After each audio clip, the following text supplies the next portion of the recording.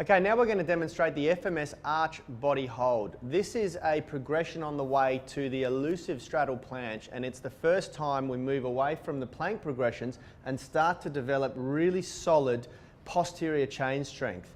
So we're now flexing or extending through the trunk to develop that lower back, that glute strength and shoulder strength. The small intricacies of this progression are super important, because if you fart ass around and you don't really put the effort in, you will get nothing out of this progression. You can make it look real easy, or this can be an absolute diabolical nightmare for your posterior chain, your shoulders and your glutes. So we've got Rad down here on the ground demonstrating.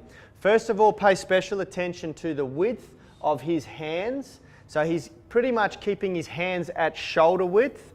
They're not allowed to touch together, but when we go into the movement, you'll notice he pushes his hands away from the body, thus elevating the shoulders. And now he's really squeezing those shoulders in towards his biceps. The only reason why his arms aren't clouding his ears is because of hypertrophic restriction, meaning that his shoulder muscles, his traps, are just too big, just too damn big. His lower back is completely switched on, his glutes are switched on, his knees and feet are squeezing together as hard as possible. So there literally is not a soft part of his body. I can push him here and he's like a plank. He's not going to move. I don't want to do that too hard because he'll smash his face into the ground. So the key here is core strength, everything working together, pushing the hands away, squeezing the shoulders and arms together, squeezing the feet together, squeezing the knees together. Everything is switched on.